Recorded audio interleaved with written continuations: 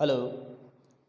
आप सभी को एक बार फिर इंस्पायर क्लासेस के ऑनलाइन प्लेटफॉर्म पर मैं राहुल धाकड़ हार्दिक अभिनंदन एवं स्वागत करता हूं। हम क्लास 12 चैप्टर नंबर 6 विद्युत चुंबकीय प्रेरण का अध्ययन करने जा रहे हैं। चैप्टर नंबर 6 का नाम ही है विद्युत चुंबकीय प्रेरण। जैसा कि आपको चैप्टर से ही रिलेटेड समझ में आ रहा होगा, इसमें हम विद्युत भी पढ़ेंगे और चुंबक भी पढ़ेंगे, दोनों प्रभावों को पढ़ेंगे। चैप्टर का जो पहला टॉपिक है वो चैप्टर नंबर 4 से थोड़ा सा रिलेटेड है। चैप्टर का टॉपिक है चुंबकीय फ्लक्स। चैप्टर का जो पहला टॉपिक हम पढ़ने जा रहे हैं वो है हमारे मैग्नेटिक, क्या है, मैग्नेटिक फ्लक्स। चैप्टर क्या है, मैग्नेटिक फ्लक्स। क्या होता है मैग्नेटिक फ्लक्स, किसे कहते हैं मैग्नेटिक फ्लक्स, ये हमने पहले भी पढ़ा है और हम दोबारा पढ़ रहे हैं। मैंने पहले तुम्हें बताया होगा कि मैग्नेटिक फ्लक्स क्या है कि चुंबकीय क्षेत्र में रखे किसी तल से गुजरने वाली चुंबकीय क्षेत्र रेखाओं की संख्या। मतलब मैं परिभाषा के तौर पर क्या लिखूंगा, चुंबकीय किसमें, चुंबकीय क्षेत्र में रखे, चुंबकीय क्षेत्र में रखे किसी तल से, किसी तल से गुजरने वाली, गुजरने वाली चुंबकीय क्षेत्र में रखे किसी तल से गुजरने वाली चुंबकीय, गुजरने वाली चुंबकीय क्षेत्र रेखाओं की संख्या, चुंबकीय क्षेत्र रेखाओं की संख्या, रेखाओं की संख्या चुंबकीय फ्लक्स कहलाती है। चुंबकीय फ्लक्स, और फ्लक्स को किससे लिखते हैं, फाई से। चुंबकीय फ्लक्स कहलाती है, चुंबकीय फ्लक्स कहलाती है जिसे, जिसे गणितीय रूप में, कौन से रूप में, गणितीय रूप में फाई से व्यक्त करते हैं। किससे, फाई से व्यक्त करते हैं। और यदि मैं बात करूं चुंबकीय क्षेत्र रेखाओं की, तो हम एक तल लेंगे, हम एक क्या लेंगे, तल लेंगे नॉर्मल। माना मेरे पास क्या है, ये कोई तल है, ये तल किसी चुंबकीय क्षेत्र रेखा में रखा है। इसमें चुंबकीय क्षेत्र हम मानते हैं ये हमारा बी वेक्टर, और ये हमारे तल है। इस तल के करस्पॉन्डिंग हम चुंबकीय क्षेत्र की बात करते हैं। इस तल के करस्पॉन्डिंग हम चुंबकीय क्षेत्र की बात करते हैं। माना ये हमारा बी है, और यदि, सॉरी, ये हमारा क्षेत्रफल सदिश है, ये हम क्या मान रहे हैं, ऐसे, ये मेरे पास आयताकार है, इससे ऐसे परपेंडिकुलर मेरे पास क्या है, कोई क्या है, क्षेत्रफल सदिश है। इससे थीटा कोण पर मेरे क्या है, बी वेक्टर, मतलब चुंबकीय क्षेत्र।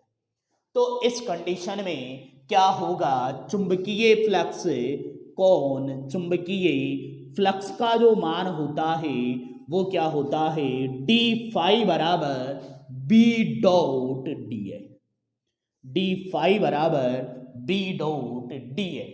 मतलब मैं चुंबकीय क्षेत्र को क्षेत्रफल से गुणा कर दूं तो मेरे पास क्या आ जाएगा, चुंबकीय फ्लक्स आ जाएगा। मतलब डी फाई बराबर B vector dot D A vector.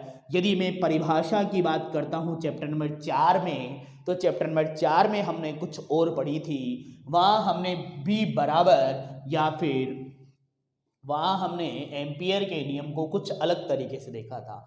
यहाँ हम देख रहे हैं चुंबकीय फ्लक्स डी फाई बराबर क्या होता है, B vector dot D A vector. यदि केस फर्स्ट की मैं बात करता हूँ, केस फर्स्ट, यदि मैं थीटा को कितना ले लूँ, 0 डिग्री ले लूँ, तो मैं क्या लिखूंगा इस फॉर्मूले को मैं, तो उपरोक्त सूत्र से मैं क्या लिख सकता हूँ, डी फाई बराबर B D A cos theta, और डी फाई बराबर मैं क्या लिखूंगा, बी डी ए कोस 0, और कोस में 0 का मान कितना होता है, 1 होता है। तो मेरे पास फाइनल आंसर कितना बचेगा, बी डॉट डी ए।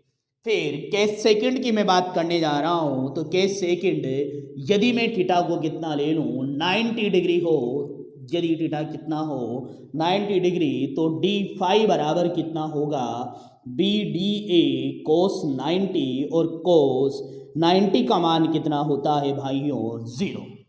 तो आपको ध्यान रखना है, यदि मेरे पास ये वाला है तो फ्लक्स डी फाई बराबर B vector dot D A vector होगा।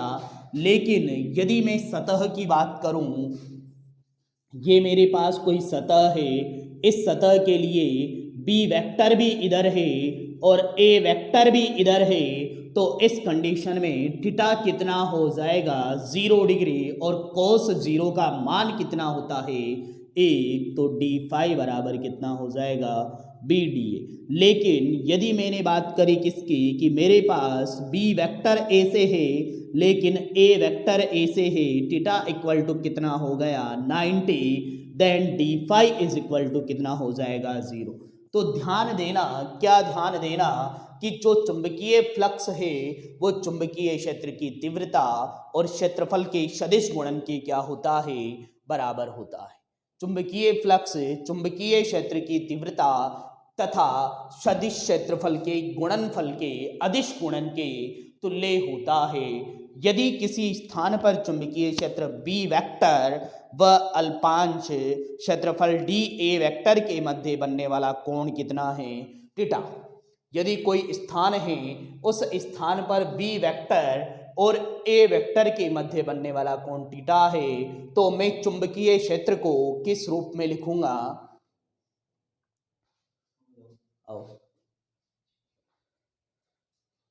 विनोद, ये देखना, तीनों केसों को हम ढंग से लिखेंगे। अब ये तो आप नोट कर लेना ढंग से, वीडियो को पॉज करो, स्क्रीनशॉट लो, तुम्हारी इच्छा पड़े जो करो, वैसे नोट करना है।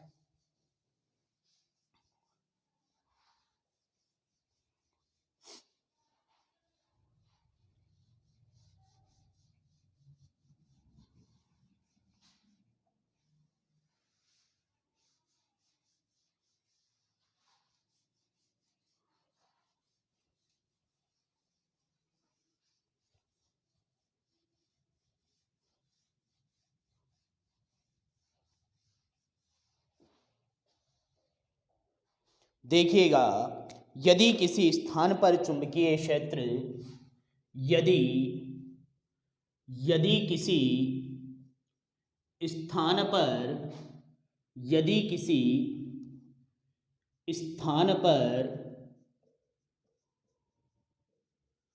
चुंबकीय क्षेत्र बी वेक्टर व क्षेत्रफल सदिश व क्षेत्रफल सदिश ए वेक्टर के, कौन सा, अल्पांश भी ले सकते हो, या अल्पांश क्षेत्रफल सदिश, अल्पांश क्षेत्रफल सदिश डी ए वेक्टर के मध्य कोण, डी ए वेक्टर के मध्य कोण थीटा हो, तो चुंबकीय फ्लक्स, तो चुंबकीय फ्लक्स डी फाई बराबर B dot D A vector, D phi बराबर B D A cos theta, B D A cos theta. Case first की यदि मैं बात करता हूं, केस फर्स्ट क्या है, यदि तल चुंबकीय क्षेत्र के लंबवत हो, यदि तल चुंबकीय क्षेत्र के, चुंबकीय क्षेत्र के लंबवत हो, तो थीटा बराबर 90 डिग्री, और थीटा बराबर 90, तो ध्यान रखना है कोस 90 डिग्री बराबर कितना होता है, 0, तो डी फाई बराबर 0। और जो ये कंडीशन है, ये कंडीशन किसको रिप्रेजेंट कर रही है भाइयों, मिनिमम कंडीशन को रिप्रेजेंट कर रही है। यदि तल चुंबकीय क्षेत्र के लंबवत हो तो कितना हो, तल चुंबकीय क्षेत्र के लंबवत हो, थीटा कितना 90, और थीटा जब 90 होता है तो यही होगा। केस सेकंड,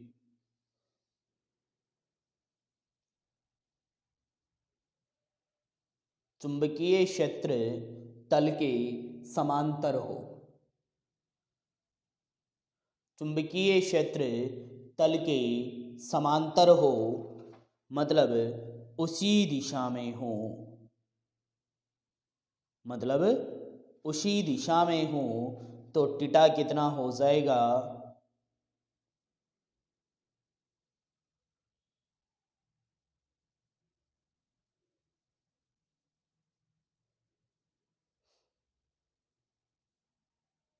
इन केसों को मैंने पहले ही लिखा दिया डायग्राम के थ्रू, तो दोबारा लिखने की ज़रूरत नहीं है। हम इन केस को यहीं पर विराम देते हैं। दोबारा क्यों लिखें, जब हमने केस पहले ही लिख लिए डायग्राम के थ्रू, तो दोबारा इन केस को लिखने की ज़रूरत नहीं है। हम चैप्टर को आगे बढ़ाएं, केवल यहाँ तक लिखना है, केस नहीं लिखना है। केस मैंने पहले ही लिखा दिया है, डायग्राम के थ्रू हमने केस पहले ही लिख लिए। ठीक, तो ध्यान रखना है कि यदि थीटा के बेसिस पर पूछेंगे तो क्या होगा, B D A cos theta होगा। थीटा के बेसिस पर यदि आपसे पूछे तो चुंबकीय फ्लक्स क्या होता है, B D A cos theta होगा। अब आगे हम चर्चा करते हैं। अब आगे मैं चर्चा करने जा रहा हूँ चुंबकीय क्षेत्र के लिए गाउस का नियम। चुंबकीय क्षेत्र के लिए गाउस का नियम, हमने वहाँ पर गाउस का जो नियम पढ़ा था वो नियम क्या था, विद्युत क्षेत्र वाले चैप्टर में हमने पढ़ा था कि जो विद्युत फ्लक्स होता है वो गाउस के नियम से summation Q upon epsilon not के बराबर होता है। विद्युत फ्लक्स गाउस के नियम से summation Q upon epsilon not होता है, लेकिन चुंबकीय क्षेत्र के अनुसार जो गाउस का नियम है, उस गाउस के नियम के अनुसार देखना क्या होता है, ध्यान रखना। टॉपिक अगला डालिएगा, चुंबकीय क्षेत्र के लिए, चुंबकीय क्षेत्र के लिए गाउस का नियम। इसमें क्या है, इस नियम के अनुसार, इस नियम के अनुसार, ये नियम क्या बोलता है, किसी बंद पृष्ठ से, किसी बंद पृष्ठ से गुजरने वाला, किसी बंद पृष्ठ से गुजरने वाला कुल चुंबकीय फ्लक्स, कुल चुंबकीय फ्लक्स का मान, कुल चुंबकीय फ्लक्स का मान 0 होता है। ये नियम क्या बोल रहा है कि किसी बंद पृष्ठ से गुजरने वाले कुल चुंबकीय फ्लक्स का मान 0 होता है।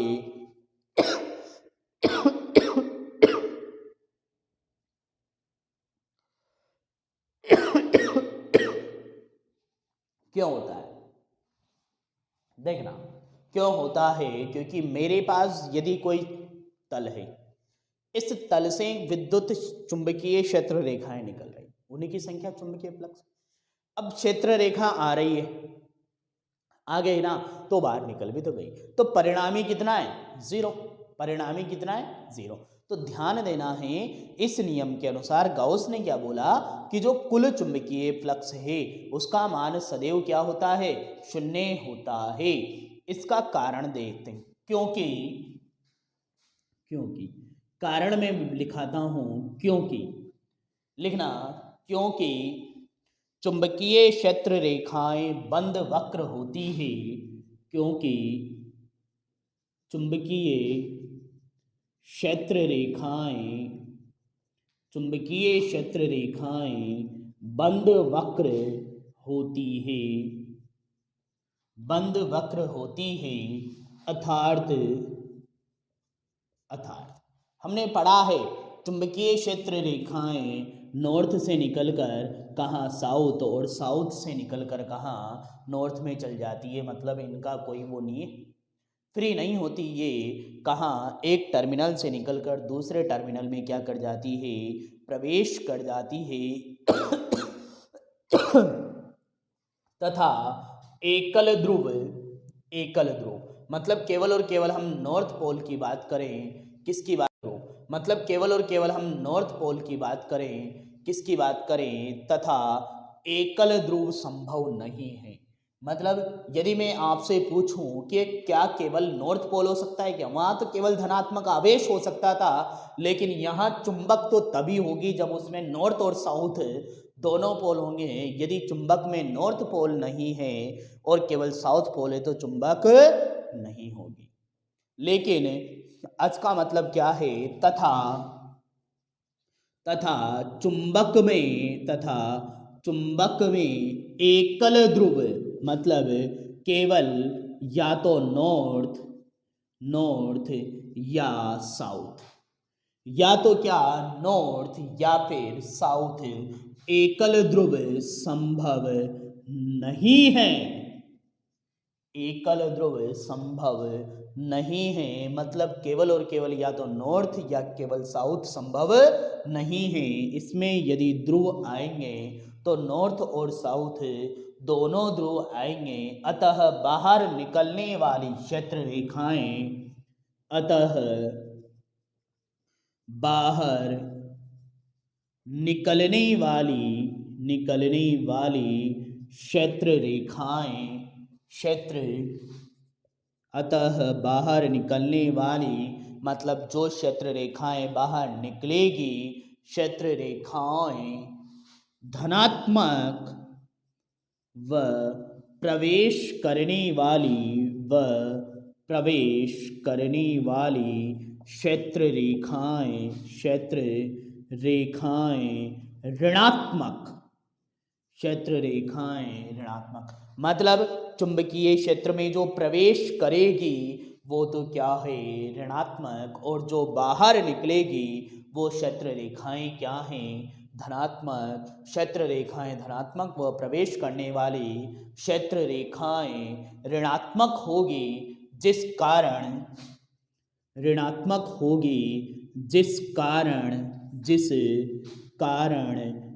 परिणामी चुंबकीय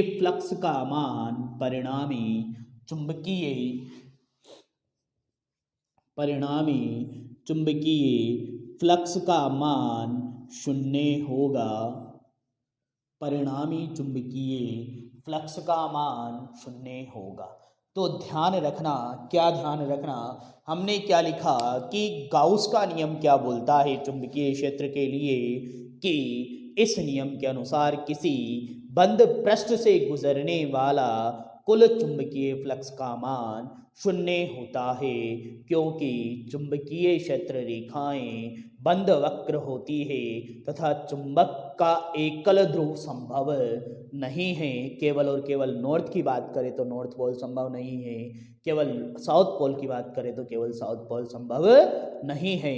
अतः बाहर निकलने वाली जो क्षेत्र रेखाएं हैं वो धनात्मक, और अंदर आने वाली जो क्षेत्र रेखाएं हैं वो क्या है, ऋणात्मक होगी। और यदि दोनों क्या हो जाएगी, जितनी अंदर आएगी उतनी ही तो बाहर निकलेगी। तो जो परिणामी क्षेत्र रेखाओं की संख्या है वो परिणामी क्षेत्र रेखाओं की संख्या कितनी हो जाएगी, शून्य, अर्थात फाई क्लोज सरफेस मतलब बंद पृष्ठ की यदि मैं बात करता हूँ कितना है, 0। और यदि हम बात करते हैं, अभी हमने पढ़ा है कि जो फाई होता है चुंबकीय फ्लक्स जो होता है वो क्या होता है, हमने पढ़ा था वहाँ पिछले चैप्टर में, चैप्टर नंबर 4 में, चुंबकीय क्षेत्र का रेखा समाकलन चुंबकीय फ्लक्स कहलाता है। चुंबकीय क्षेत्र का रेखा समाकलन, चैप्टर नंबर 4 की हम बात करते हैं। वहां पर हमने पढ़ा है कि चुंबकीय क्षेत्र का जो रेखा समाकलन होता है उसे ही चुंबकीय फ्लक्स कहते हैं, मतलब बी वेक्टर डॉट डीएल। ये तो क्या था, चैप्टर नंबर 4 में हमने पढ़ा कि चुंबकीय क्षेत्र रेखाओं का जो समाकलन है रेखा, उसे क्या बोलते हैं, चुंबकीय फ्लक्स बोलते हैं। और इसे ही गाउस का चुंबकीय क्षेत्र का नियम कहते हैं। गाउस का चुंबकीय क्षेत्र का नियम कहते हैं। साथ ही साथ में आपको बता दूं कि जो ये समीकरण है, ये समीकरण मैक्सवेल की समीकरणों में भी गिनी जाती है। मैक्सवेल की 4 समीकरणें हैं, उनमें से एक समीकरण ये भी है, बी डॉट डी एल। क्या है समीकरण, B dot D L is equal to 0। ये भी क्या है, मैक्सवेल की समीकरण है। इसे ही और चुंबकीय क्षेत्र का गाउस का नियम भी इसे ही कहते हैं। यदि हम बात करते हैं गाउस के नियम में कि यदि n फेरों की कुंडली में उत्पन्न चुंबकीय क्षेत्र B हो और क्षेत्रफल A हो, तो फ्लक्स क्या होता है, B vector dot A vector के प्रयोग से हम देखेंगे। एक छोटा सा उदाहरण के तौर पर आप उसे ले सकते हो। उदाहरण के तौर पर यदि मैंने बात करी, कोई चुंबकीय क्षेत्र है, इस चुंबकीय क्षेत्र में n फेरों वाली कोई क्या रखी हुई है, कुंडली रखी हुई है। कितने फेरे हैं, n फेरों की क्या रखी है, कोई कुंडली रखी है।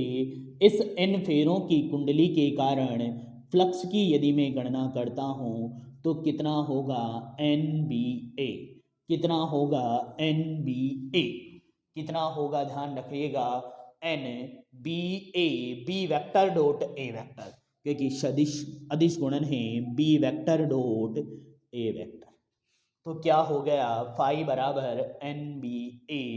यही क्या है हमारे पास चुंबकीय क्षेत्र के लिए गाउस का नियम है। तो चुंबकीय क्षेत्र के लिए गाउस का नियम आप सबको ध्यान रहेगा। नियम क्या बोलता है कि इस नियम के अनुसार किसी बंद पृष्ठ से गुजरने वाला कुल चुंबकीय फ्लक्स कितना होगा, 0। मैं इस नियम पर जोर इसलिए दे रहा हूं क्योंकि ये नियम आएगा, मतलब आएगा की श्रेणी में तो नहीं है, लेकिन 99% इसको पूछा जाता है। अर्थात आपको ध्यान रखना है, क्या ध्यान रखना है कि चुंबकीय क्षेत्र रेखा का जो रेखा समाकलन है, इस नियम को हम इस प्रकार भी लिख सकते हैं। लास्ट जो इक्वेशन है B dot D L is equal to 0 क्या बोल रही है कि चुंबकीय क्षेत्र रेखा का जो रेखा समाकलन है उसे हम किसके बराबर कर सकते हैं, 0 के बराबर कर सकते हैं। इसका मतलब क्या है, चुंबकीय फ्लक्स के लिए किसका नियम, गाउस का नियम क्या बोलता है, इस नियम के अनुसार किसी बंद पृष्ठ से गुजरने वाला कुल चुंबकीय फ्लक्स 0 होता है। साथ ही इस नियम के अनुसार किसी बंद पृष्ठ के चुंबकीय क्षेत्र का रेखा समाकलन कितना होता है, 0 होता है। ठीक, रीजन भी इन्होंने क्लियर किया है। रीजन क्या लिखा है, क्योंकि चुंबकीय क्षेत्र रेखाएं बंद वक्र होती हैं, अर्थात जो चुंबकीय क्षेत्र रेखाएं हैं वो एक बंद वक्र के रूप में पाई जाती हैं। इसी के साथ हमारा ये टॉपिक खत्म होता है। हम चलते हैं हम नेक्स्ट टॉपिक की ओर, फेराडे के प्रयोग। और फेराडे के जो प्रयोग हैं ये अधिकतर पूछे जाते हैं। फेराडे के 3 प्रयोग हैं, उन तीनों प्रयोगों में से तीनों प्रयोग बहुत बड़े बड़े हैं। पहला प्रयोग हम देखेंगे कि देखना, फेराडे ने कोई प्रयोग नहीं किया। फेराडे ने तो चुंबकीय प्रेरण के लिए एक नियम दिए थे, उन नियमों को करने के लिए प्रयोग तो करना पड़ेगा। आज मैं कोई नियम देता हूँ, रूल देता हूँ। चलो, तुम्हारी क्लास में एक नियम दिया, क्या नियम दिया कि टेस्ट सीरीज में जो एब्सेंट है उसको 50 रुपये फाइन देना पड़ेगा। अरे नियम क्यों दिया, प्रयोग करना पड़ा ना। पहले तो उस नियम का प्रयोग किया, फेल हुआ तो फिर नियम में चेंज किया। यदि सक्सेस हुआ तो नियम चलता रहेगा, मतलब तुम लोग फाइन दोगे तो नियम चलता रहेगा, और तुमने फाइन नहीं दिया तो नियम फेल, और नियम फेल तो फिर अगला नियम जनरेट करेंगे। तो टॉपिक डालना फेराडे के प्रयोग। टॉपिक क्या है? फेराडे के प्रयोग। छोटा सा टॉपिक है, फेराडे के प्रयोग। प्रयोग में भी पहला प्रयोग में भी हम फर्स्ट प्रयोग की बात करते हैं। पहला जो प्रयोग दिया गया वो पहला प्रयोग क्या था? प्रयोग नंबर 1। प्रयोग नंबर 1 लिखना, इसमें चित्र में बनाऊंगा अभी, डायरेक्ट लिखिएगा पहले। प्रयोग नंबर 1 इसमें लिखिएगा, प्रयोग में निम्न चित्रानुसार धारामापी कैपिटल जी, धारामापी बोले तो गैल्वेनोमीटर, निम्न चित्रानुसार धारामापी कैपिटल जी, निम्न चित्रानुसार धारामापी कैपिटल जी तथा स्मॉल बी कुंडली कैपिटल जी धारामापी, निम्न चित्रानुसार धारामापी कैपिटल जी तथा स्मॉल बी कुंडली से बना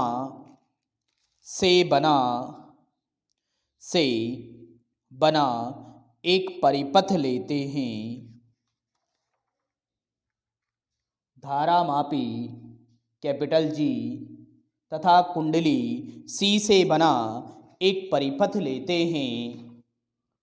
कुंडली में विद्युत वाहक बल का कोई स्रोत, चाबी यहीं जो ऑफिस की, कुंडली में विद्युत वाहक बल का कोई स्रोत, विद्युत वाहक बल का कोई स्रोत, कुंडली में विद्युत वाहक बल का कोई स्रोत की बात करें तो मतलब मुझे क्या करना है, कुंडली में धारा भी तो प्रवाहित करनी है।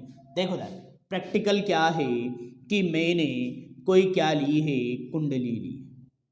उस कुंडली में लेने से पहले मैंने एक गैल्वेनोमीटर को, किसको? एक गैल्वेनोमीटर को, ये रहा मेरे पास कोई गैल्वेनोमीटर है, इस गैल्वेनोमीटर को ऐसे कनेक्ट कर दिया। किसी सर्किट में मैंने गैल्वेनोमीटर को कनेक्ट कर दिया। इस गैल्वेनोमीटर को कनेक्ट करके मैंने यहाँ पर क्या ले रखी है, कोई कुंडली ले रखी। मैंने यहाँ पर क्या ले रखी है, कोई कुंडली ले रखी है। ये कुंडली की हम बात करते हैं। देखो कोई कुंडली ली है, कुंडली की यदि हम बात करें तो इस टाइप से,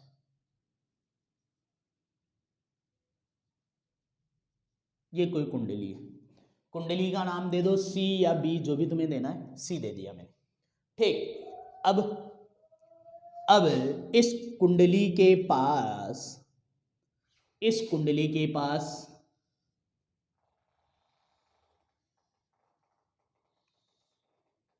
ये कोई चुंबकीय क्षेत्र है N और ये है S। एक चुंबक ले ली N और S, ये ले लिया मैंने। ये हमारा सर्किट डायग्राम क्या है, ये हमारा सर्किट डायग्राम कि एक कुंडली है, उस कुंडली को, तो चित्र क्या बोल रहा है देखना। अब इस नॉर्थ पोल, इस चुंबक को मैं इधर लाया, इस नॉर्थ पोल से कुछ चुंबकीय क्षेत्र रेखाएं निकल रही होगी। क्या निकल रही होगी? चुंबकीय क्षेत्र रेखाएं, ये। अब एक बात बता दो कि यदि मैं चुंबक को कुंडली के पास लेकर आऊंगा, चुंबक को कुंडली के पास लेकर आऊंगा, और यदि मुझे गैल्वेनोमीटर में, किसमें? गैल्वेनोमीटर ऐसा था और यदि मुझे गैल्वेनोमीटर में क्या मिल जाता है, विक्षेप मिल जाता है, मतलब गैल्वेनोमीटर ऐसा हो जाता है। इसका मतलब क्या हुआ कि इस कुंडली में चुंबक को जब मैं कुंडली के पास लेकर आया तो विक्षेप होने का मतलब है कुंडली में धारा का प्रवाह प्रारंभ हो गया। इसे ही तो विद्युत चुंबकीय प्रेरण कहते हैं। क्या है विद्युत चुंबकीय प्रेरण? कि जब चुंबक को या फिर किसी धारावाही कुंडली को चुंबकीय क्षेत्र में रखते हैं तो उसमें विद्युत धारा का प्रवाह होता है, जिसे प्रेरित विद्युत धारा कहते हैं और इसे ही विद्युत चुंबकीय प्रेरण कहते हैं। क्या कहते हैं? विद्युत चुंबकीय प्रेरण। तो पहला प्रयोग यही था। इस प्रयोग के लिए फोटो मैंने बोर्ड पर बना रखा है। लाइनिंग जो लिखनी है वो लाइनिंग आप साथ के साथ लिखते जाओ, मैं भी लिखता जाता हूं। मैंने क्या लिखाया? निम्न चित्रानुसार, निम्न चित्रानुसार, उधर जो चित्र है उसके अनुसार, निम्न चित्रानुसार धारामापी कैपिटल जी, धारामापी कैपिटल जी तथा कुंडली सी ले लो, तथा कुंडली सी से बना एक, तथा कुंडली सी से, तथा कुंडली सी से बना, सी से, तथा कुंडली सी से बना एक बंद परिपथ लेते हैं। बंद परिपथ, एक बंद परिपथ लेते हैं। क्या लेते हैं? बंद परिपथ लेते हैं। कुंडली में विद्युत वाहक बल का कोई स्रोत, जो कुंडली है उसमें, कुंडली में विद्युत वाहक बल का कोई स्रोत, कुंडली में विद्युत वाहक बल का कोई स्रोत अर्थात सेल या बैटरी, अर्थात सेल या बैटरी। लग रही है क्या? नहीं लग रही। अरे मैं सेल या बैटरी लगा दूंगा तो करंट तो वैसे ही फ्लो होगी, फिर मेरे चुंबकीय क्षेत्र का मतलब ही क्या हुआ? सेल या बैटरी नहीं लगा है, मतलब विद्युत वाहक बल का कोई भी स्रोत कुंडली में नहीं लगा है। जब एक दंड चुंबक का, ये क्या है? ये जो चुंबक है बार मैग्नेट, जिसे किस नाम से? दंड चुंबक। दंड दे रही है तुम्हें, पढ़ो इसे। जब एक दंड चुंबक का, किसका? दंड चुंबक का उत्तरी ध्रुव, कौन सा ध्रुव लाया मैं पास में? उत्तरी ध्रुव।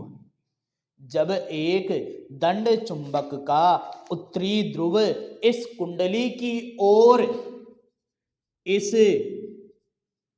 कुंडली की ओर, इस कुंडली की ओर रखते हुए, इस कुंडली की ओर रखते हुए कुंडली के पास लाया जाता है, रखते हुए कुंडली के पास लाया जाता है, रखते हुए कुंडली के पास लाया जाता है तो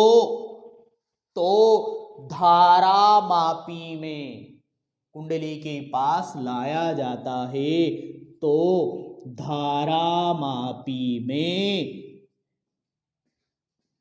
विक्षेप उत्पन्न होता है।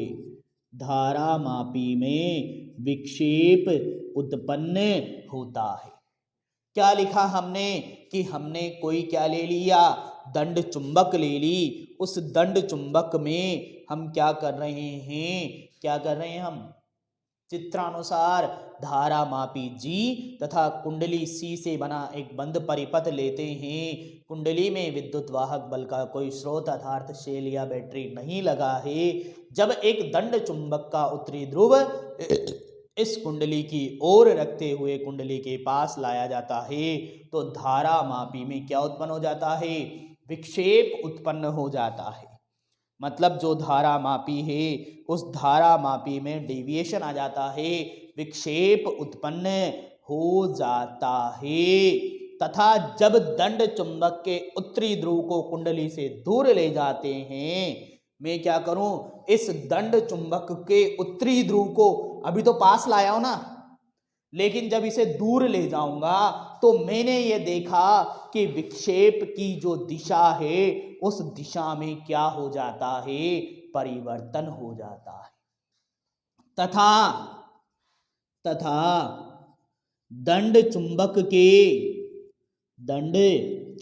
के उत्तरी ध्रुव को कुंडली से दूर ले जाने पर धारा मापी में विक्षेप की दिशा, जो विक्षेप की दिशा थी, विक्षेप की दिशा परिवर्तित होकर विपरीत हो जाती है। परिवर्तित होकर विपरीत हो जाती है, मतलब पहले जैसा विक्षेप नहीं रहता, विक्षेप क्या हो जाता है? परिवर्तित हो जाती है, विपरीत हो जाती है।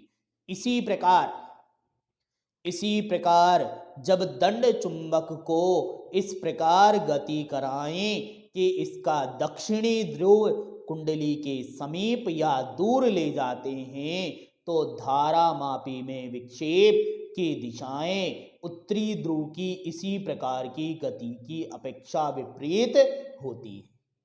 मतलब यदि मैं क्या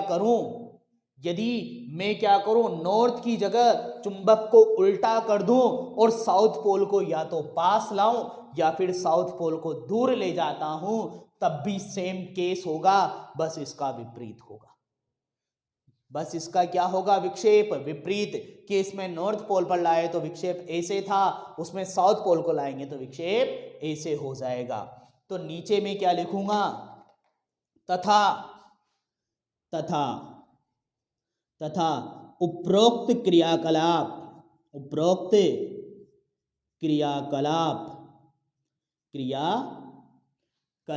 को दक्षिणी ध्रुव के साथ करने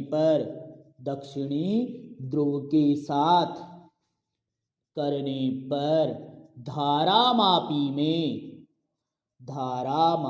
में विक्षेप उत्तरी ध्रुव की तुलना में विपरीत होता है। उत्तरी ध्रुव की विक्षेप उत्तरी ध्रुव की तुलना में विपरीत दिशा में, उत्तरी ध्रुव की तुलना में विपरीत दिशा में होगा। मतलब उत्तरी ध्रुव के लिए जैसा विक्षेप था उसका उल्टा रिवर्स विक्षेप कहाँ जाएगा? दक्षिणी ध्रुव के लिए जाएगा। तो प्रयोग नंबर 1 ये था। प्रयोग नंबर 1 क्या था कि मैंने कोई कुंडली ली, कोई दंड चुंबक ली, दंड चुंबक के नॉर्थ पोल को मैं कुंडली के पास लाया तो कुंडली में गैल्वेनोमीटर जुड़ा हुआ था, उस गैल्वेनोमीटर में विक्षेप हुआ। गैल्वेनोमीटर में विक्षेप होना क्या बता रहा है? इसमें धारा है। अभी हमने निष्कर्ष नहीं लिखा है, अभी हम प्रयोग कर रहे हैं। फिर नॉर्थ पोल को दूर ले गया तो विक्षेप चेंज हो गया, फिर साउथ पोल को पास लाया, साउथ पोल को दूर ले गया। मतलब एक कुंडली तो मैंने स्थिर कर दी ना, कुंडली मैंने क्या कर दी ना? स्थिर कर दी। उसके पास में मैं चुंबक को ला रहा हूं और चुंबक को दूर ले जा रहा हूं। कुंडली को मैंने स्थिर कर दिया और कुंडली को स्थिर करके मैं उसके पास में या तो चुंबक को ला रहा हूं या चुंबक को दूर ले जा रहा हूं। और ये सारी एक्टिविटी मैंने बोर्ड पर आपके सामने लिखी हुई है, पूरी थ्योरी लिखी हुई है, एक्स्ट्रा कोई थ्योरी नहीं है, बस यही थ्योरी है। आप चाहो इसको और शॉर्ट कर सकते हो। अब इसका मतलब क्या है, इसका मतलब क्या हुआ? यदि मैं तुमसे पूछूं इसका मतलब बताओ, तो इसका मतलब आप मुझे क्या बताओगे कि जब धारा मापी में विक्षेप हो रहा है तो धारा उत्पन्न हो रही है। अब इसका हम निष्कर्ष निकालते हैं कि जब दंड चुंबक को कुंडली के पास लाया गया या कुंडली के समीप या कुंडली से दूर जितनी तीव्र गति से ले जाते हैं, धारा मापी में विक्षेप उतना ही अधिक होता है। तथा इसी में नीचे में लिख देता हूं, तथा दंड चुंबक को कुंडली के समीप तथा दूर जितनी अधिक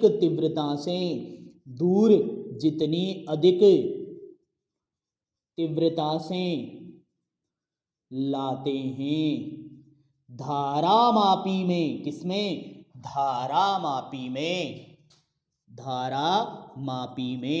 विक्षेप भी उतनी ही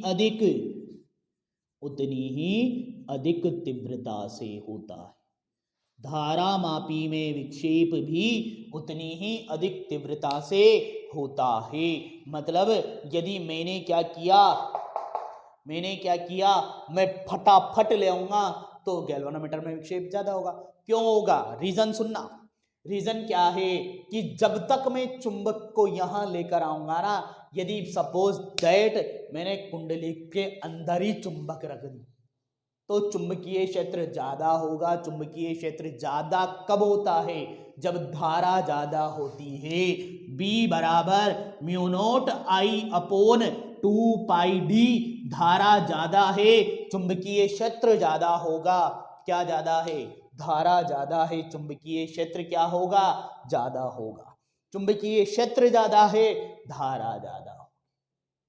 मतलब धारा और चुंबकीय क्षेत्र एक दूसरे पर डिपेंड हैं। अब देखते हैं, विक्षेप उतना ही अधिक प्राप्त होगा, लेकिन ये जो प्रभाव है, ये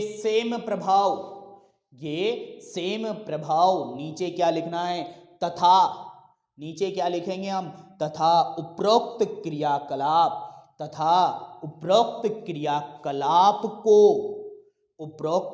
क्रियाकलाप को किसी इसी प्रकार प्रभाव उत्पन्न होगा। किस प्रकार? कि यदि छड़ चुंबक को स्थिर रखकर कुंडली को गतिशील किया जाए तब भी यही होगा। तथा यहां क्या लिखूंगा मैं? और यदि छड़ चुंबक को क्या कर दिया मैंने? स्थिर रखकर कुंडली को गति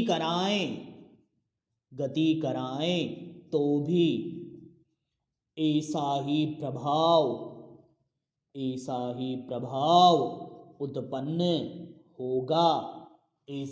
प्रभाव उत्पन्न होगा। लेकिन डेंजर जोन क्या बोल रहा है तुम्हारे लिए? डेंजर जोन ये बोल रहा है कि यदि, मैं छोटा सा उधर लिख देता हूं, यहां पर क्या लिखता हूं मैं? ध्यान पूर्वक देखना। छोटा सा लिखूंगा लेकिन मजेदार लिखूंगा। क्या लिखता हूं देखिएगा। यदि मैं कुंडली और नोट है, स्पेशल है, छोटा सा है, यदि कुंडली और छड़ चुंबक दोनों को क्या कर दूं मैं? स्थिर कर देता हूं। यदि छड़ चुंबक और कुंडली दोनों को स्थिर कर देते हैं तो क्या बोलते हैं इसे? धारा मापी गैल्वेनोमीटर धारा मापी में कोई विक्षेप उत्पन्न नहीं होगा। ये हमारे फेराडे का पहला प्रयोग खत्म होता है। फेराडे के पहले प्रयोग में हमने क्या पढ़ा कि फेराडे का पहला प्रयोग क्या बोलता है कि यदि कुंडली और चुंबक में सापेक्ष गति कराएं, शॉर्टकट में बता देता हूं कि यदि कुंडली और चुंबक में सापेक्ष गति कराएं, एक को स्थिर दूसरे को गति, दूसरे को स्थिर पहले को गति कराओगे तो आपके पास क्या उत्पन्न होगी, धारा मापी में विक्षेप उत्पन्न होगा। लेकिन यदि दोनों को स्थिर कर देता हूं तो कोई विक्षेप उत्पन्न नहीं होगा। आपके दिमाग में क्वेश्चन आ रहा होगा दोनों को गति कराएं तो तब भी होगा। अरे दोनों को करा लो, एक को इधर एक को इधर, ऐसे मत करा देना एक तो इधर चल रहा है फिर दूसरा भी इधर चल रहा है। जितने वेग से चुंबक इधर आ रही है उतने वेग से कुंडली को आगे खिसकाओगे तो वो तो उसकी तुलना में स्थिर है। अरे वो तो उसकी तुलना में स्थिर है ना, डिस्टेंस तो मेंटेन है। मैं 5 मीटर प्रति सेकंड से इसको चला रहा हूं और 5 मीटर प्रति सेकंड से ये आ रही है तो डिस्टेंस तो मेंटेन है ना, वापस वही स्थिर अवस्था में एक दूसरे की तुलना में। तो दिमाग नहीं लगाने को ज्यादा, जितना बोला उतना करो, जितना बोला उतना करो। क्या है नियम? प्रयोग नंबर 1 दोबारा सुन लेना। प्रयोग नंबर 1 क्या बोलता है कि चित्रानुसार धारा मापी जी तथा कुंडली सी से बना बंध परिपथ लेते हैं। एक चित्रानुसार धारा मापी जी तथा कुंडली किससे? सी से बना एक बंध परिपथ लेते हैं। कुंडली में विद्युत वाहक बल का कोई स्रोत क्या है? नहीं लगा है। क्या है? नहीं लगा है। ध्यान से, क्या है यहां पर? नहीं है। नहीं मतलब धारा का कोई स्रोत नहीं लगा है। जब एक दंड चुंबक का उत्तरी ध्रुव इस कुंडली की ओर रखते हुए कुंडली के पास लाया जाता है, कुंडली के उत्तरी ध्रुव को इसके पास लाया जाता है तो गैल्वेनोमीटर में विक्षेप होता है। बाद में इसको दूर ले जाओगे, गैल्वेनोमीटर में वापस इधर विक्षेप हो जाएगा। फिर ऐसा सेम पोजीशन दक्षिणी ध्रुव के साथ करोगे, सेम प्रभाव होगा। ऐसी सेम सिचुएशन यदि हम छड़ चुंबक को स्थिर रखकर कुंडली को ले जाएं, यदि हम छड़ चुंबक को स्थिर रखकर कुंडली को ले जाएं तब भी यही होगा। अरे सीधी सी बात क्या है? सीधी सी बात ये है कि मैं एक एसी जिसमें धारा प्रवाहित नहीं हो रही है उस कुंडली को एक चुंबकीय क्षेत्र में ले जा रहा हूं तो उसमें चुंबकीय क्षेत्र की उपस्थिति के कारण धारा प्रवाहित हो रही है। यही फेराडे का प्रयोग है। यह हमारे फेराडे का पहला प्रयोग यहीं पर खत्म होता है। अब चलते हैं हम फेराडे के दूसरे प्रयोग। फेराडे ने जो दूसरा प्रयोग किया, दूसरे प्रयोग को बहुत ध्यान से देखना। दूसरा प्रयोग भी बहुत अच्छा है। दूसरा प्रयोग क्या है? फेराडे के 3 प्रयोग हैं, तीनों प्रयोगों को हम पढ़ेंगे और उनसे जो निष्कर्ष निकलते हैं उन तीनों निष्कर्षों को आज हम पढ़ेंगे और फेराडे के प्रयोगों को आज की क्लास में हम क्या करेंगे? खत्म करेंगे। तो देखना फेराडे का जो अगला प्रयोग है, फेराडे ने अगला प्रयोग क्या किया? ये तो पहला प्रयोग था। मेरे कुंडली काम आएगी इसलिए नहीं मिटाऊंगे, तो आपकी इच्छा आप मिटाओ। और ये पूरे नोट्स मेरे को कंप्लीट चाहिए। कल जिस दिन क्लास डलेगी उस क्लास के दूसरे दिन मेरे को नोट्स कंप्लीट जा रहे हैं। नया रजिस्टर बनाना है, नए रजिस्टर में पूरे के पूरे इस चैप्टर के नोट्स लिखते चलो। 1 तारीख के पहले ये चैप्टर और चौथा चैप्टर और 11वां चैप्टर सब खत्म हो जाएगा और 1 तारीख को इस चैप्टर का टेस्ट भी है।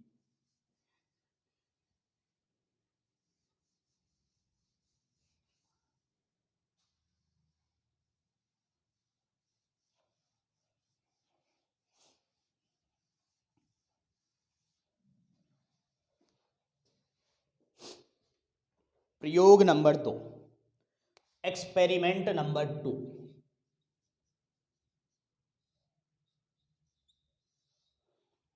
प्रयोग नंबर 2 देखना, प्रयोग नंबर 2 क्या बोलता है। प्रयोग नंबर 2 यूं बोलता है कि मेरे पास क्या किया मैंने, सेम प्रोसेस है। इस बार मैंने छड़ चुंबक कौनी ली, क्या ली अभी बताता हूं। मैंने एक क्या लिया, वापस वही गैल्वेनोमीटर।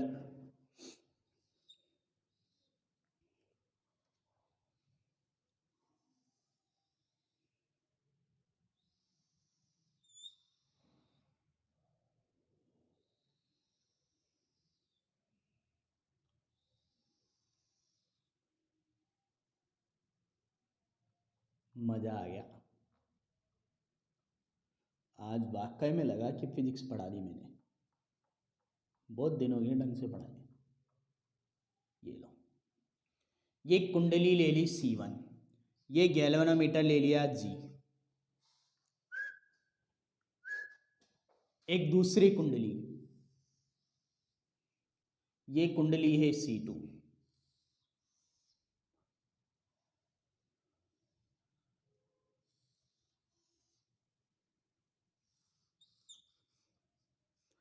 यहां पर गैल्वेनोमीटर ना लेकर मैंने इसे बैटरी से जोड़ दिया। ये कुंजी के, ये कुंडली क्या है C2, मतलब मैंने 2 कुंडलियां ली हैं, एक C1 लिया है, एक तो C1 ली है और एक क्या ली है C2।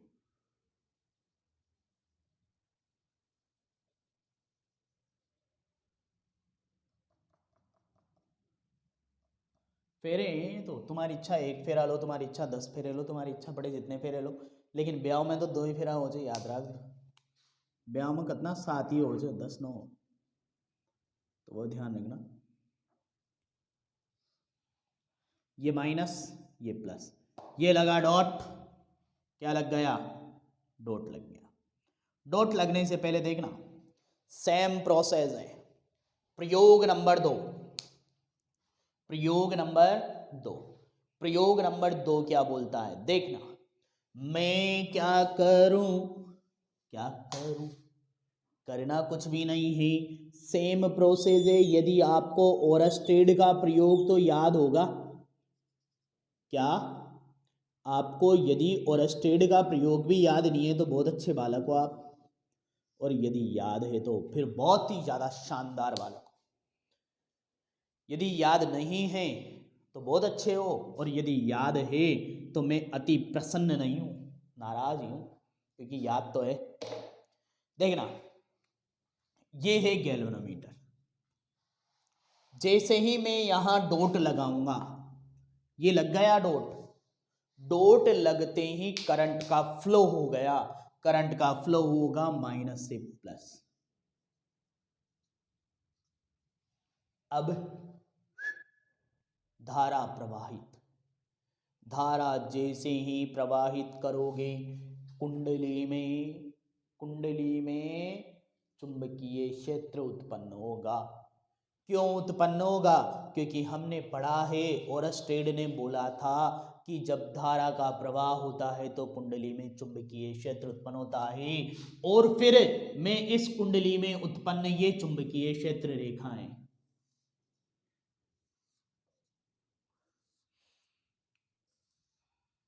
ये लो, इस कुंडली को मैं इधर लेकर आया, C2 को कहां लाया, C1 के पास लाया, तो मेरे को गैल्वेनोमीटर में विक्षेप मिला। प्रयोग नंबर 1 सेम टू सेम है, बस उसमें छड़ चुंबक थी, यहां पर छड़ चुंबक की जगह कुंडली दूसरी आ गई। तो प्रयोग नंबर 2 क्या बोलता है कि इस प्रयोग में दंड चुंबक को सेल से जुड़ी एक दूसरी कुंडली C2 से प्रतिस्थापित किया गया है। प्रयोग नंबर क्या बोलता है 2, इस प्रयोग में जो छड़ या फिर दंड चुंबक थी, छड़ या फिर दंड चुंबक को एक दूसरी कुंडली, एक दूसरी कुंडली C2 जो बैटरी से कनेक्टेड, किससे? बैटरी से, जो बैटरी ओब्लिक सेल से जुड़ी है, के द्वारा प्रतिस्थापित, के द्वारा प्रतिस्थापित किया गया है, के द्वारा प्रतिस्थापित किया गया है।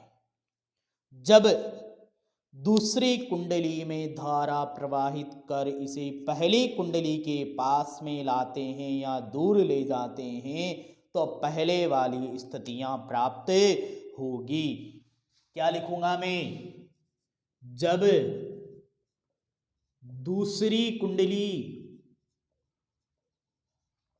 C2 में धारा प्रवाहित करते हैं, धारा प्रवाहित करके पहली कुंडली C1 के पास या दूर ले जाते हैं, दूर ले जाते हैं तो धारामापी में विक्षेप उत्पन्न होता है, धारामापी में विक्षेप उत्पन्न होता है। मतलब मैं इस C2 को C1 के पास लाया तो मेरे धारामापी में क्या उत्पन्न हुआ है? विक्षेप उत्पन्न होता है। कुंडली C2 को C1 के पास लाने पर, एक दिशा में दूर ले जाने पर विक्षेप की दिशा अलग हो जाती है। ध्यान है ना? क्या है? लिखने की जरूरत नहीं है, आप खुद लिख सकते हो। C2 को मैं पास लाऊंगा और C2 को दूर ले जाऊंगा। कुंडली C2 को पास व दूर ले जाने की दोनों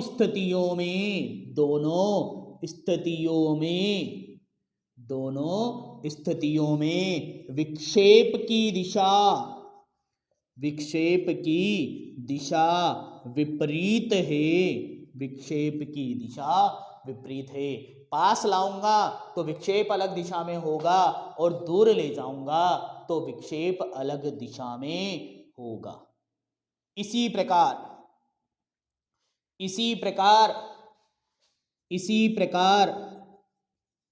यदि कुंडली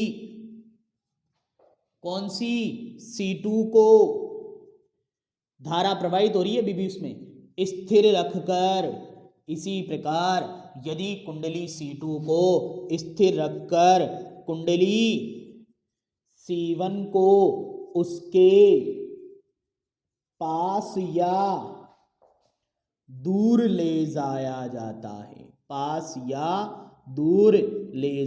जाता है, तो धारामापी में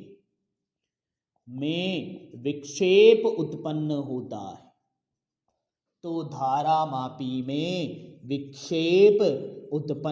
है, मतलब धारामापी में क्या उत्पन्न होएगा?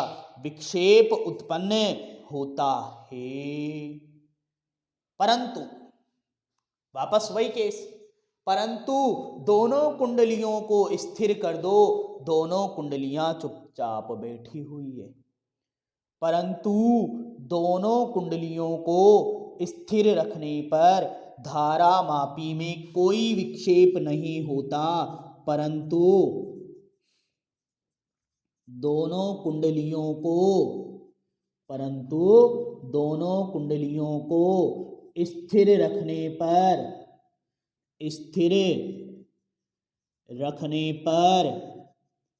धारामापी में कोई विक्षेप उत्पन्न नहीं होता है। मतलब धारामापी में कोई विक्षेप उत्पन्न नहीं होता है। ये हमारा प्रयोग नंबर 2 पूरा हो गया।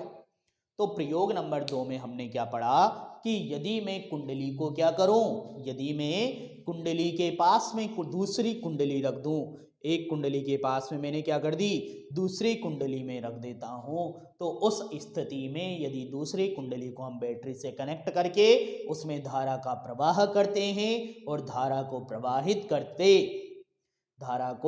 प्रवाहित करके उस कुंडली को दूसरी कुंडली को पहली कुंडली के पास में या दूर ले जाते हैं, तो सीधी सी बात ये ध्यान रखो कि ये कुंडली पहले प्रयोग में छड़ चुंबक की तरह कार्य कर रही थी। यहाँ पर जो दूसरा प्रयोग है, इस दूसरे प्रयोग में ये कुंडली एक छड़ चुंबक है।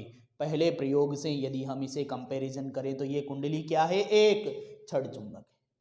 अब हम बात करते हैं आगे प्रयोग नंबर 3। प्रयोग नंबर किसकी बात करूं मैं, प्रयोग नंबर 3। तो प्रयोग नंबर 3 की हम चर्चा करते हैं, फिर उसके बाद हम लास्ट में क्या देखेंगे कि इसके निष्कर्ष क्या क्या हैं, और उसी के साथ आज का हमारा जो लेक्चर है यहीं पर खत्म और चैप्टर का एक टॉपिक भी यहीं पर खत्म।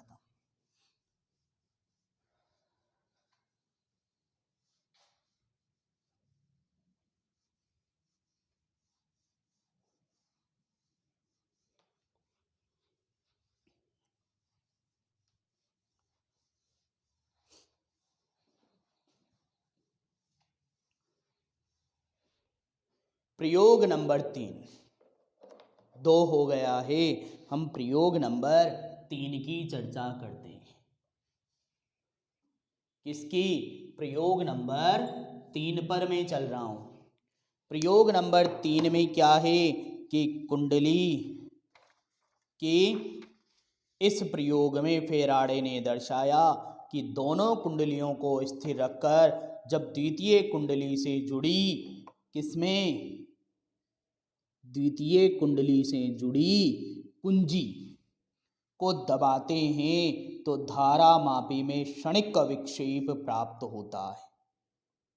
मतलब दाब कुंजी को दबाते हैं तो धारा मापी में क्षणिक विक्षेप प्राप्त होता है, एवं जब दाब कुंजी को छोड़ा जाता है तो क्षणिक विक्षेप प्राप्त होता है। परंतु अब विक्षेप की दिशा विपरीत होती है। दाब कुंजी को लगातार दबाए रखने पर धारा मापे में कोई विक्षेप प्राप्त नहीं होता। अगला नियम क्या बोलता है वो देखते हैं। देखना, फोटो बनाना हूं। पहले तो दाब कुंजी क्या होती है ये जानते हो आप? दाब कुंजी कुछ भी नहीं है, अभी जो बनाया था वही फोटो वापस बनाऊंगा मैं। ये गैल्वेनोमीटर, ये गैल्वेनोमीटर,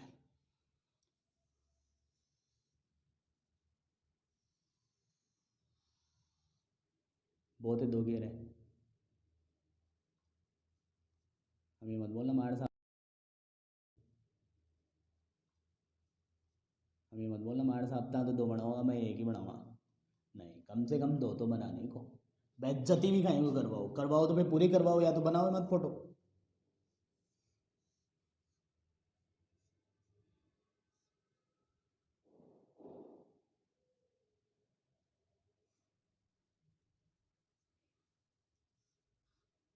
ये होती है दाब कुंजी।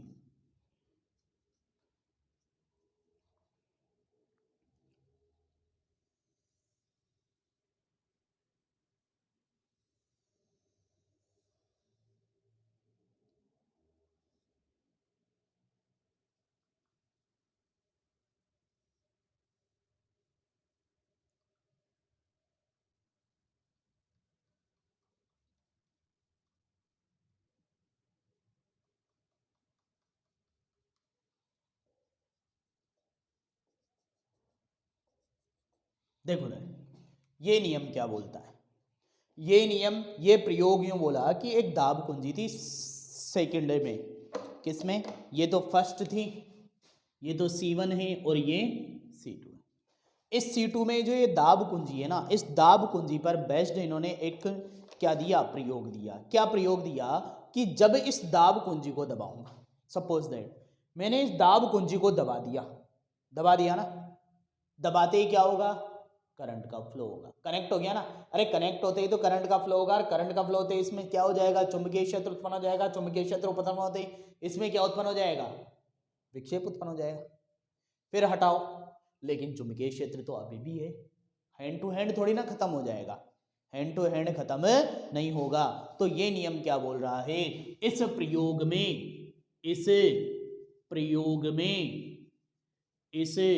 प्रयोग में फेराडे ने जो दूसरी कुंडली थी, कौन सी कुंडली, दूसरी कुंडली थी, फेराडे ने दर्शाया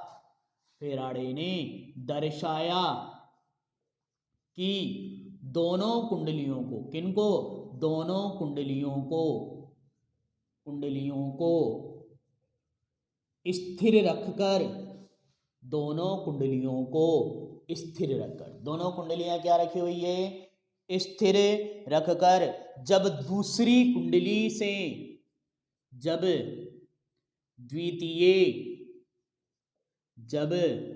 द्वितीय कुंडली मतलब दूसरी कुंडली से जुड़ी दाब कुंजी को दबाते हैं। द्वितीय कुंडली से जुड़ी दाब कुंजी को, दाब कुंजी मतलब प्लग की, दाब कुंजी को दबाते हैं, तो धारामापी में, तो जैसे दबाऊंगा तो धारामापी में कुछ क्षणों के लिए विक्षेप आता है। धारामापी में क्षणिक विक्षेप उत्पन्न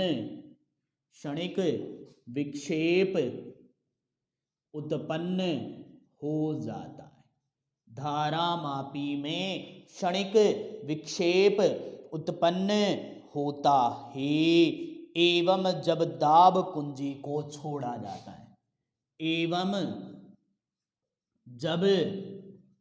दाब कुंजी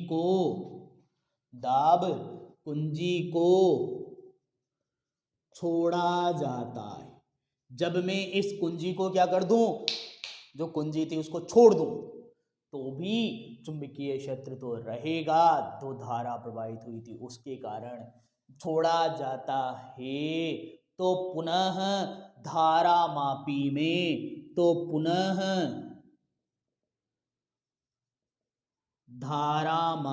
में क्षणिक विक्षेप प्राप्त होता है, तो पुनः धारामापी में क्षणिक विक्षेप प्राप्त होता है, परंतु अब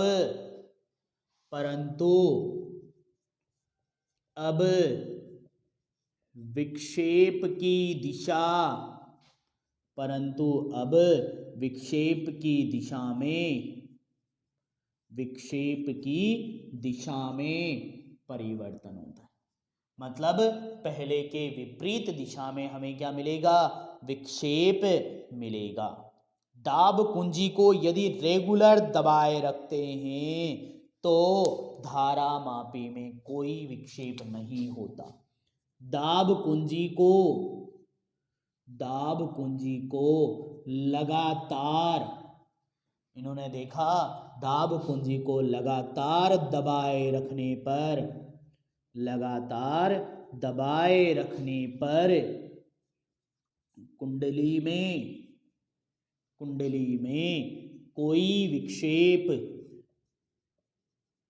प्राप्त नहीं होता। अब देखना, झटके, इसे बोलते हैं झटके। बटन चालू किया, पंखे के लगा झटका, बटन बंद किया, पंखे के लगा झटका। बटन को दबाए रखो बीच में, पंखा नहीं चलेगा। या तो उसे बंद कर दो या फिर उसे चालू कर दो, लेकिन लगातार दबाए रखोगे तो हमें ये पता है लगातार दबाया, करंट तो फ्लो हुआ, लेकिन हमने कुंडली की थोड़ी ना गति करवाई, जबकि दूसरे प्रयोग में हमने कुंडली की गति कराई थी, तभी तो विक्षेप आया था। हमने तो केवल बटन दबाए रखा है, गति नहीं कराई है। गति तो स्थिर है ना, और जब गति स्थिर है तो फिर विक्षेप प्राप्त नहीं होता। प्रयोग में कुंडली की फेरों की संख्या बढ़ाने से या कुंडली के अंदर गर्म लोहे की छड़ को रखने से धारा मापी में विक्षेप बढ़ जाता है। उपरोक्त प्रयोग में कुंडली में फेरों की संख्या बढ़ा दूं, कुंडली में फेरों की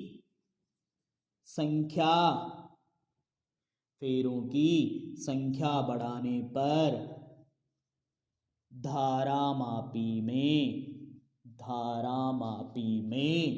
विक्षेप बढ़ता है। धारा मापी में विक्षेप बढ़ता है, मतलब यदि मैंने कुंडली में फेरों की संख्या बढ़ा दी है तो धारा मापी में क्या बढ़ेगा, विक्षेप बढ़ेगा। और यदि कुंडली के अंदर मैंने नरम लोहे की छड़ रख दी है तब भी धारा मापी में विक्षेप बढ़ेगा, क्योंकि जो वो नरम लोहे की छड़ है वो एक बार चुंबकीय क्षेत्र को प्राप्त करने के बाद एक क्या करेगी, चुंबक की तरह व्यवहार करने लग जाएगी, तथा नरम लोहे की छड़ को रखने पर भी धारा मापी में विक्षेप बढ़ता है। धारा मापी में विक्षेप बढ़ता है। तो हमने क्या देखा तीसरे में कि C2 तो ली, लेकिन उसे दाब कुंजी प्लग की सहायता से दबाया, छोड़ा तो विक्षेप आया, लेकिन रेगुलर दबाए रखोगे तो विक्षेप नहीं आएगा। और यदि मुझे विक्षेप ज़्यादा चाह रहा है तो मैं कुंडली में फेरों की संख्या क्या करूँगा, बढ़ाऊंगा, या फिर कुंडली में नरम लोहे की क्या रख देता हूँ, मैं छड़ रख देता हूँ। नरम लोहे की क्या रख देता हूँ, मैं छड़ रख देता हूँ। इसके बाद आगे चलो, आगे क्या पढ़ना है अब हमें पढ़ना है कि हमने इन तीन प्रयोगों को किया, इन तीनों प्रयोगों से क्या निष्कर्ष निकलते हैं। इन तीनों प्रयोगों से क्या निष्कर्ष निकलते हैं, तो फेराडे के प्रयोगों से निष्कर्ष। टॉपिक क्या है, फेराडे के प्रयोगों के निष्कर्ष। टॉपिक डालिएगा,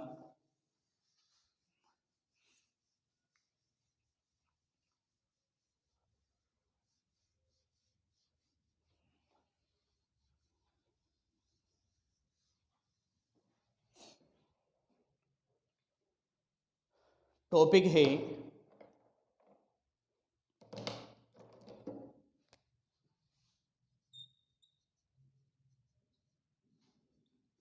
प्रयोगों से प्राप्त निष्कर्ष। देखना, फेराडे ने विभिन्न प्रयोगों से प्राप्त तथ्यों की व्याख्या चुंबकीय फ्लक्स के आधार पर की और यह बताया कि जब किसी कुंडली से संबद्ध चुंबकीय फ्लक्स के मान में परिवर्तन होता है तो कुंडली में विद्युत वाहक बल और उसके कारण विद्युत धारा प्रेरित होती है। उपरोक्त प्रयोगों की व्याख्या निम्न प्रकार की जा सकती। ठीक, तो फेराडे के प्रयोगों से क्या क्या निष्कर्ष प्राप्त हुए और उन निष्कर्षों के आधार पर फेराडे ने दो नियम दिए थे, उन दोनों नियमों को हम पढ़ेंगे अगली क्लास में। आज की क्लास को हम यहीं पर विराम देते हैं। जय श्री कृष्णा, राधे राधे। जिसने कोर्स बाय कर रखा है वो इस क्लास को देखेगा तथा नोट्स लिखने के बाद सारे के सारे नोट्स किसमें, ग्रुप में सेंड करेगा। और कल जब तुम पढ़ने आओ तो फिर मुझे इसकी क्या चाह रहे हैं, तुम्हारे रजिस्टर में नोट्स चाह रहे हैं। इसी के साथ मैं आज इस क्लास को यहीं पर समाप्त करता हूँ। जय श्री कृष्णा, राधे राधे।